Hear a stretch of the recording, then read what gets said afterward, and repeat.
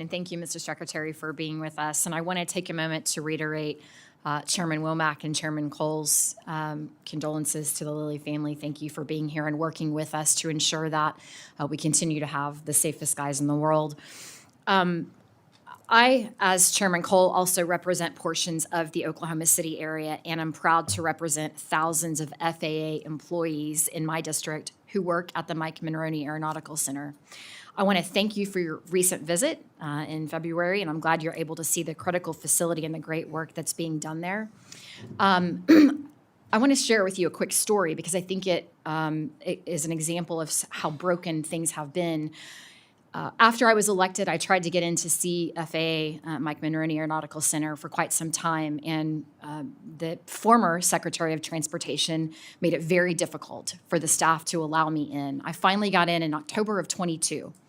And keep in mind, the White House was open in August of 22 for visits again. But it was when I arrived to the facility, I was required to answer COVID protocol questions. Secretary Buttigieg still had these protocols for certain facilities in place, and it was pretty shocking to have to answer those questions. So it's refreshing to have someone come in and focus on the mission and actually what needs to be done to improve the safety of our skies. The FAA workforce in Oklahoma is crucial, and the Academy is a national asset that prepares our air traffic controllers for the rigors of a very difficult job. Mr. Secretary, as you know, the Academy relies on timely medical and security screenings as well as capacity in field training facilities to move candidates through that pipeline in a timely fashion. I have a particular concern with the lengthy delays of the medical screening process and the field training, but I was excited on your recent actions to address the factors as part of the Supercharge initiative. And I'd like you to talk a little bit more about that and how we can move these folks through the pipeline faster. I appreciate the question. Yeah, so by the way, if you all haven't been to the Academy, it is amazing. You should all go. It's really remarkable how we train up air traffic controllers. But yeah, we were having this issue where it was taking up to a year and a half once you apply to become a controller to actually get a spot in the Academy. And the issue with that is if you're 25 years old and you're waiting a year and a half, you're going to go find a different job. You can't wait for a potential seat at the Academy. And so one of the holdups was the medical exams. And so we've worked with our doctors, which by the way, it seems like it would be easier than it actually was. We've incentivized them with additional pay to take our applicants earlier, so we get our appointments scheduled faster. And then it was taking, months to get the reports back. And so we're going to give them a bonus to get those reports back to us in 2 weeks. And sometimes this comes down to money. By the way, we have that in the current, we're moving dollars around at the FAA that you've given us the grace to do, but we're moving dollars around to pay for it with the existing money that the FAA has. But again, that is allowing us to get these students who take the test, get the medical, do the background check, and we're taking those top scores and putting them into the Academy first. So it's moving faster, which is merit-based, which is incredibly important because that hasn't been the case in the past, correct? Yes, right. So if you get a 98 on your test, we're going to put you in before someone who got an 82. I just think that makes sense.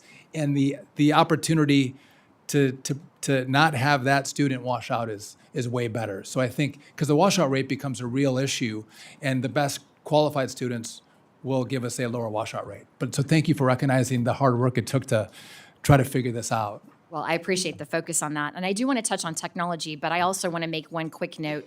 You mentioned in your testimony grants and the number of grant programs that and processes that you're having to deal with. And that's a focus for me because it's obvious to me if it's happening at your agency, it's happening across government.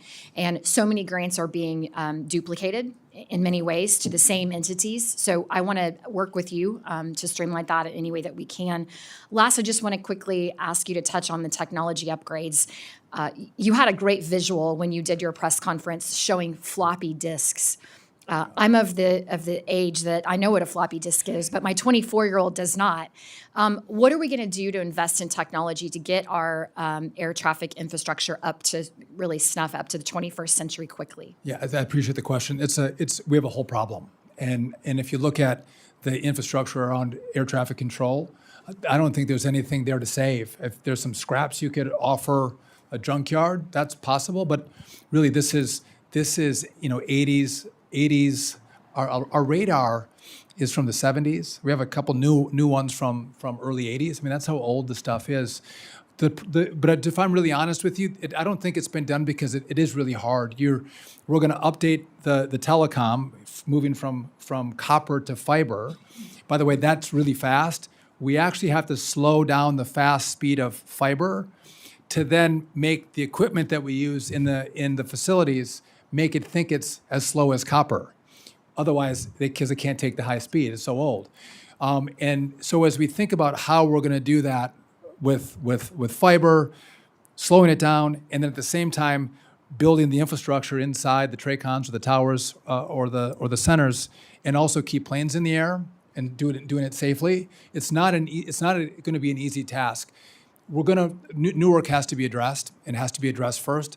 My preference would be that we start at lower volume airports, and we go through that process and learn as we go how we choreograph the build.